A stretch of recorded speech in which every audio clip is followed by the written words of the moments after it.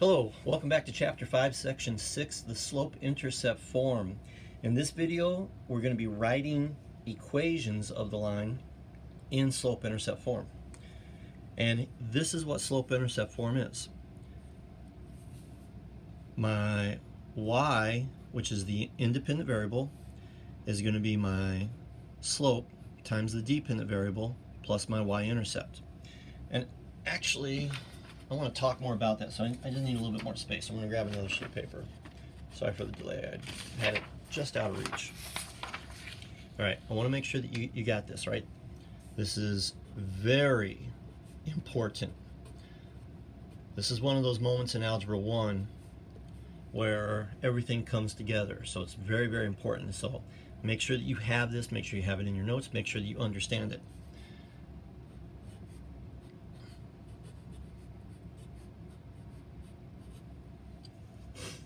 There's a couple of things I want to point out, and actually I said it on the other piece of paper. I'm going to say it here, all right? This is the independent variable.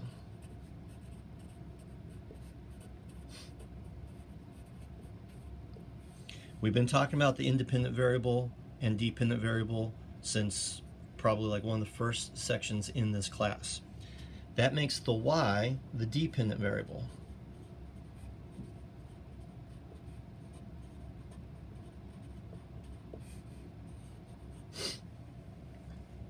Now the m and the b are not variables. M and b are not variables.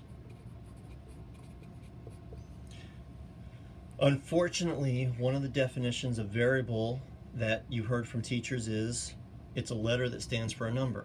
These are letters that stand for numbers, but they are not variables. That definition is, not only is it incorrect, but it's actually just not truthful.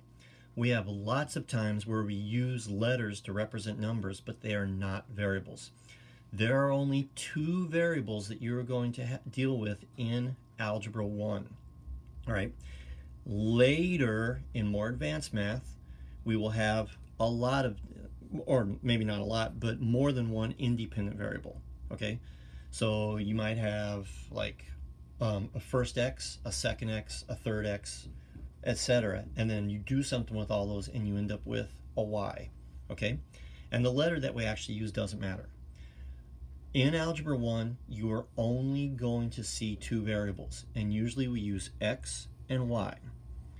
For some story problems or application problems, we may use letters that stand for things like H stands for height, or L stands for length, or T stands for time or temperature. Okay, so we have to make sure that we're clear about that. But again, let me be very, very clear. Rewind this, watch it a couple times. You're only going to have two variables. The m and the b are not variables. They're actually what we call parameters. Now, the m and the b are different for each function. They are different for each linear equation, but they are the same in each equation. And I'll say more about that as we get to it. They do not change in an equation. They do not change in a function. They stay the same. When I switch and go to a different one, they change. It's kind of like, I guess one way to think of it is like, it's kind of like a telephone number. Like your telephone number, for the most part, stays the same. All right, I know people can get different telephone numbers, but just go with me for this one, okay? So like my telephone number for my house has been the same since my wife and I were married 20 years ago, all right? Someone else's telephone number is different. My telephone number is constant, all right? Because it's different for somebody else doesn't make it a variable. It doesn't make it a variable for me, all right? So these two things are kind of like numbers that are assigned to it, and they're not going to change. What is the m? We just talked about this. The m is the slope. We think it actually comes from the word monte, M-O-N-T-E, with a little accent. However, there's no evidence to support that, okay? And the b is the y-intercept, and we've been talking about the y-intercept for a long time. In section 5.2, we learned about intercepts. The x-intercept is a. We called it a. Remember, we called it a and b. However, the x-intercept isn't relevant in this problem. Okay? So, this form that we have here is very important. We don't use graphing calculators very often, but check this out, right? So, if I wanted to graph, see, I already had one in there. If I wanted to graph, they're all set up. I can graph more than one equation. That's why it says y1, y2, y3. Remember that subscript? That's what this is doing. If I wanted to graph more than one, I could, but I can set this up. I can use this to graph a linear function. And it's set up in a way on the TI-84 in a way that you have to start with the dependent variable. The dependent variable simply says this. This form says this. The dependent variable comes from multiplying the independent variable by some number and adding some other number. That's all that means, all right? You can multiply by 1, you can multiply by 0. The slope could be 0, all right? You could add 0. So you're going to see lots of different situations like that. Just a little bit of a note for things that are going to be coming up later, okay? You're going to see similar forms to this when we get to chapter 9 in the third quarter of this class, where we're going to talk about quadratic functions. And then in Algebra 2, we talk about functions that go beyond quadratic, that have higher exponents. But the pattern still remains the same. All right. So I'll put that down.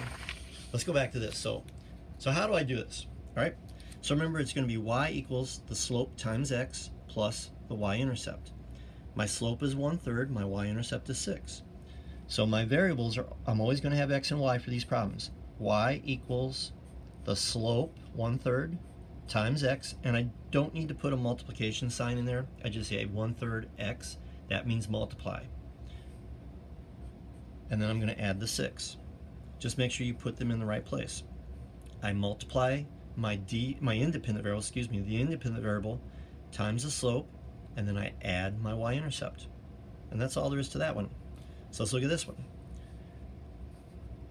Y equals, my slope is -12, so -12 multiplied times x with no symbol. If you want to put a dot in there, that's fine. Obviously don't use an x for multiplying because that gets confusing with the variable. You could also put parentheses around it. You don't need to, and you probably won't see it like that, but to be honest, if it was up to me, I'd make you put parentheses around it all the time because it's going to be helpful for other stuff. But this is my, and I should have written it like this over here. This is my y equals mx plus b. My b is -12. My slope is 1, my y-intercept is 0. So I write y equals 1. I'll put the dot here because with the 1 it always looks confusing. 1 times x plus 0. The thing is that what's 1 times x? That's just x. And when I add 0, that doesn't change anything. So you could also write y equals x. But for me, you can always show the hidden stuff. That may not be true for your other teachers, and they'd actually have a good point, because part of learning algebra is learning like what not to show and all the shortcuts. But for you guys, you're learning the language. It's okay if you write this 1 times x plus 0. I will count that. If you also write y equals x, that's also true too. And for the last one, the slope is 0 and the y-intercept is -5. That's y equals 0 times x plus -5 or -5. This one, 0 times x is 0. And 0 minus 5 just equals -5. So if you wrote 0 times x minus 5, I'd be okay with that, because I did say you can always show the hidden stuff. But the truth is, I want you also to be aware that 0 times x is 0. So this would be simplifying, okay? All right, now the next two problems that we're going to do are going to be just a little tricky, so make sure that you're ready to go for these. Sorry, I grab the other paper. So we got a little bit of a confusion here. A little bit of, sorry, not confusion, a little bit of an issue. I have the slope, but I don't have the y-intercept. What it's telling me is I have another point on the line. If I graphed it, I could do that, right? I would go to the graph, I'd find 2, 5, I'd put that instead of the y-intercept, and my slope is 4, so I'd go up 4, right 1, up 4, right 1, and I'd be able to graph the line. Since I know I can graph the line, I know I can write the equation. All I gotta do is figure out how to do that. Right, so watch what I do here. This problem tells me that my slope is 4. Okay, that's obvious. But it also tells me that I have a point xy on the line where this x equals 2 and this y equals 5. Now x does not always equal 2. X is the independent variable. It can equal, for the linear functions, it can take the place of any real number. Okay, and I know I use the word real, you don't know what that means yet. Basically, you can have any number for x that you want. This one just happens to use x equals 2.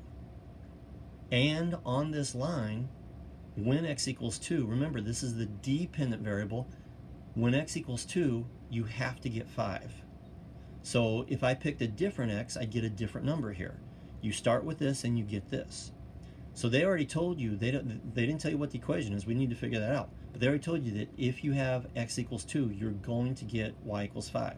So on this point, when x equals 2, the y value equals 5. How is that useful? Well, check this out. My slope-intercept form is y equals mx plus b. Watch what happens.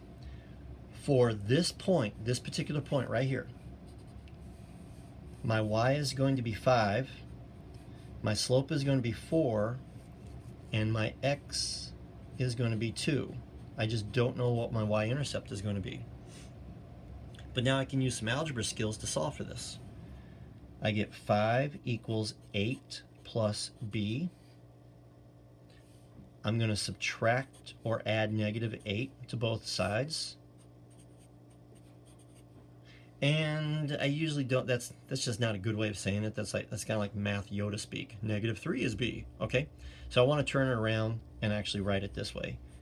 My b is equal to negative 3. So my y-intercept has to be 3. Or negative 3, excuse me. Okay, now I've got the slope and the y-intercept. Here's my equation. 4x plus negative 3, or 4x minus 3.